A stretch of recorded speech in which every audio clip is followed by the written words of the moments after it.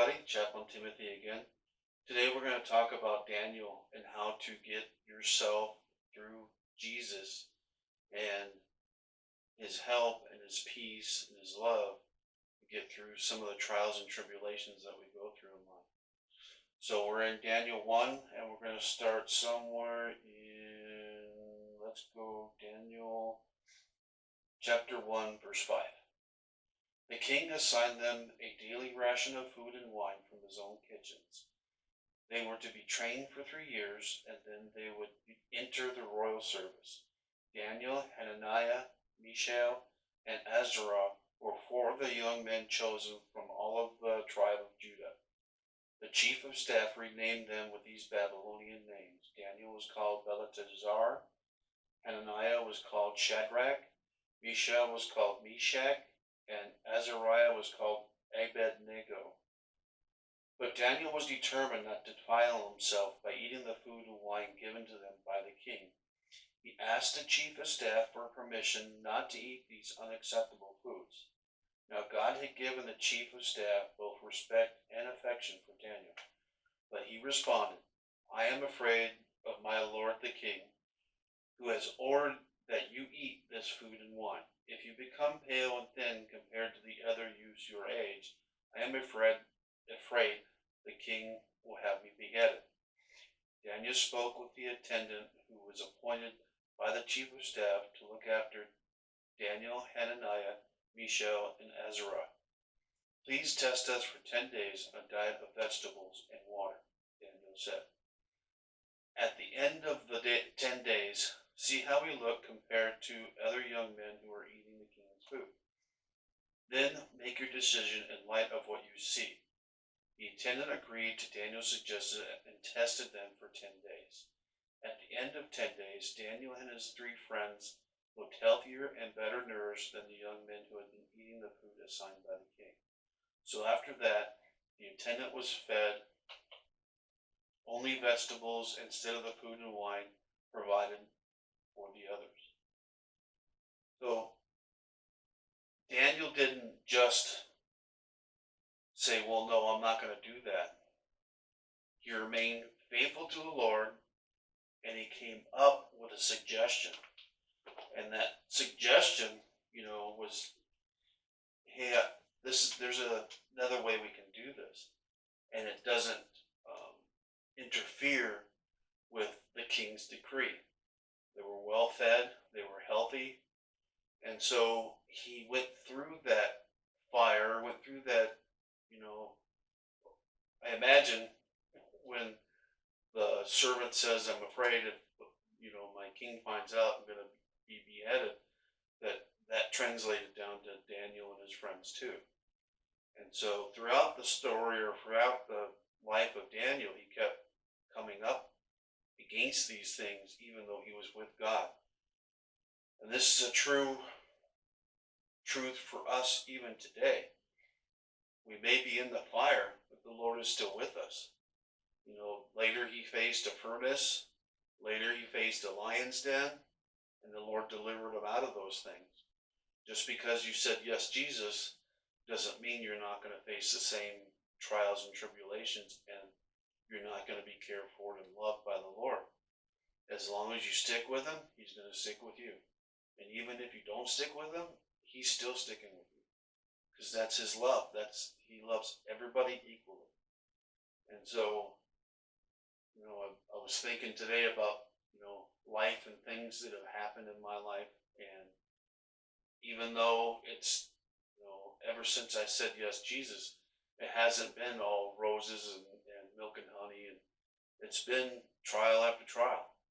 And in each trial, the Lord has been with me. The Lord has taken care of me. The Lord has, seen me through many things. And so I think it's important in our walk that we share these testimonies because it's going to help people. We didn't go through it to keep it to ourselves. We went through it so we would share it and help other people. Daniel did the same thing. Daniel ends up saying a prayer in the end of the book of Daniel where he's pleading for all people. He has a servant's heart and says, God, think of us when we come in prayer. It's so important. It's so valuable and important that we know the Lord will get us through these things. We keep up in prayer. We keep up in worship. We keep good spirits, even though our workplace may be a terrible disaster. It's the Lord is doing something in that, and we get to be a part of it. We don't have to. A good pastor friend of mine, John Schmidt, taught about changing have to get to. It's been so invaluable actually, um, because when you have to, I don't know, sometimes you just don't get to it, right? When you need to, when you want to, and you're like, oh dang. But when you change your heart and say, I get to, that brings on a whole nother position of your heart where you get to move with the Lord through, trial after trial. And, you know, you're going to see either fire or love. And you get to choose one or the other. When you pass by an open field as you're driving along and you see all the dead tumbleweeds, that's one way to view things. But if you see all the other tumbleweeds and the life that they're providing for that particular area, you can see, man, the Lord is providing for those. And how can I not see that, drive by it and not even think about, wow, that tree is sitting there all by itself, but it's still green, it still has fruit. Um, there's so many examples that the Lord puts in front of us. The perspective of our heart will either shine us through that, bring a light through that, or you can be, as dark and cloudy as you like. I've learned the hard way that dark and cloudy doesn't actually work. It only leads to more dark and cloudy. And so, knowing that the Lord is going to be with you and you will face trials, there's a peace that washes over you. I'm sure for Daniel, as he's in captivity and he's still being obedient to the Lord and he's helping the, power of the day, and he's testifying the strength of the Lord by just following what the Lord asks us to do, coming up with good, godly answers. Sometimes I think, in my past, it had to be my way or the highway. I learned the hard way that doesn't work. When it's God's way, it'll work every time. When it's my way, not at all. So I think, as we get stronger in the Lord's Word and we get stronger and mature, that these characteristics of the Lord will shine through us, and it will help us in day-to-day, our day-to-day struggles, whether it's at work or home or government, what have you. If we have faith that the Lord is in control and he's going to get us through, and instead of focusing on all of the turmoil and have you, we focus on the Lord, we pull in and closer to him, the more he will do for us. In the end of Daniel's asking the Lord to lean down and hear our prayer. How powerful is that? The guy's gone through a lion's den, an oven, many different trials, and in the end, his heart is so positioned that he's crying out to the Lord for everybody. It's completely awesome and very inspirational. If you're facing a fire, you're facing turmoil, read the book of Daniel and be inspired, be encouraged. And then, you can pray like Daniel, and you can just see that not just in the book of Daniel, but throughout the whole Bible, the Lord is always moving. The Lord always has a plan. And He's, you know, the more mature and the more faithful we are, the more we get to see and partner with what He's doing. And then, like I said, the change of heart about have to and getting to. When you realize that, you know, you gain knowledge, that have to, want to, need to isn't really sufficient. And then you gain wisdom and you start using I get to. Man, I'm going to tell you, things are going to break off. Bondage is going to break off.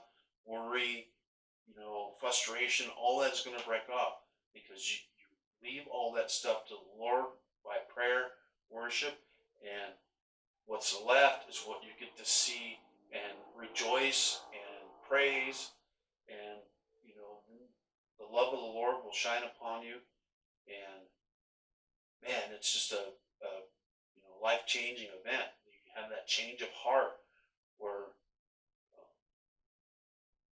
you start facing things in a different manner. And sometimes, like that, well, if I let you do that, I'm going to get killed. And you can come up with that viable answer that says, well, maybe we can try it this way instead of, well, I'm not doing it. Oh, no, I can't do that. The change of that position of your heart will facilitate a change of somebody else's heart. Well, I don't know. Let's try that out. And relationships get stronger. They, um, who knows? You may make a friend that was once an enemy. And how wonderful is that? That's kingdom. That, we've actually, by living out Christ in us, affected somebody else that was negative, and now that they see that we've lived out what we've, ingested, what we've, accepted as a godly way of doing things. And that may change them. That may be the next person that comes to church. That may be the person that comes to you and says, hey, I need help because I'm seeing this and I don't know how to respond. I think that's when the rubber meets the road. That when we know that these things are possible, our distress can lead to somebody else's, relief, somebody else's redemption, a lot of things. And so I just hope and pray that this helps somebody out there, that this is uplifting, and you can read the book of Daniel and be inspired and see that the love of the Lord doesn't like stop with yes, Jesus. It actually gets stronger with each, when your walk is more walk than talk, it just gets stronger and stronger every day. And it's not that you're lifted up higher than anybody else, or I'm lifted up higher than anybody else. There's Jesus, and then there's the rest of us. So hopefully this is inspirational. Thank you for your time. Lord love you and bless you.